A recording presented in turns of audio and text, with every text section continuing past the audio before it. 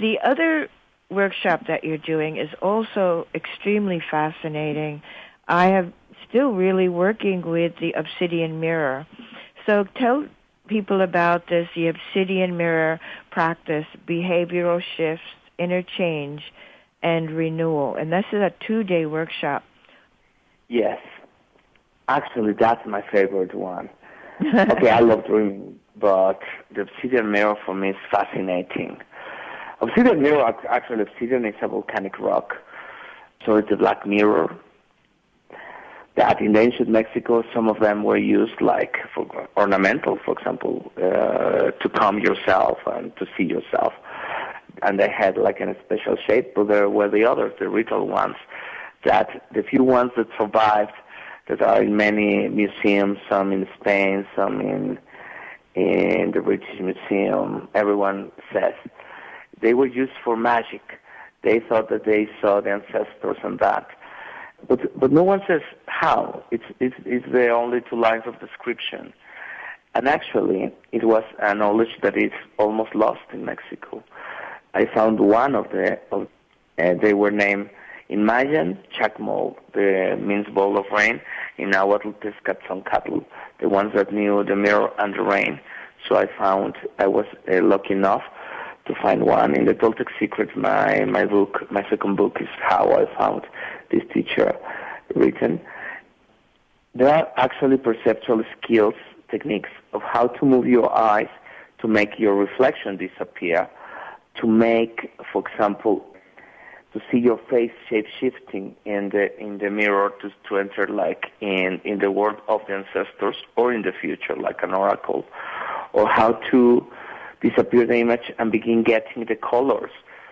Because it's amazing, because for the ancient Mexicans, the black mirror or smoking mirror then got like God, like they gave him like characteristics of a god. And it was said that Tezcatlipoca was creating, through the same smile, fortune or misfortune in our lives. But people thought that, and it always said that it was in his mirror, on the mirror of the god.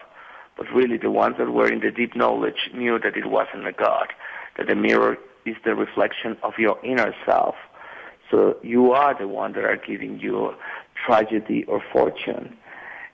To be exploring the Obsidian mirror, I think it's one of the most advanced psychological techniques of the ancient world, because Tezcatlipoca had so many names that come from the one that creates himself, that the idea that made that one create himself, to certain aspects like the inner voice that is cheating you, telling you that things are impossible, that or you are too old, or something like that. The enemy, that force, destructive force that attacks us, that could create from an accident to a cancer.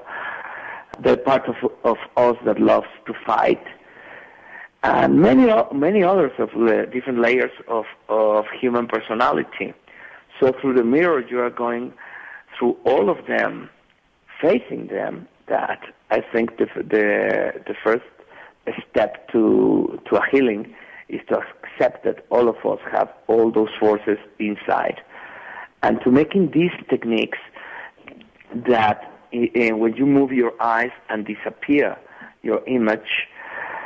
For the ancient Mexicans, the only thing that we knew about ourselves was our reflection, what is in the mirror, and if the reflection disappear, you command that with the reflection disappear those issues in your life, your personal history, and then you command the mirror to take it, to pull it out from you and to make it nothing, a state without mind.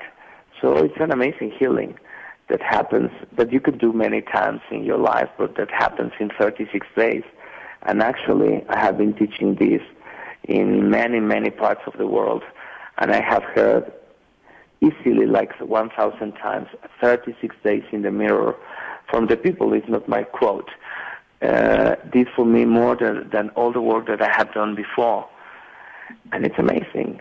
Then, of course, you learn other practices, like how to plant in the lines of your face your future.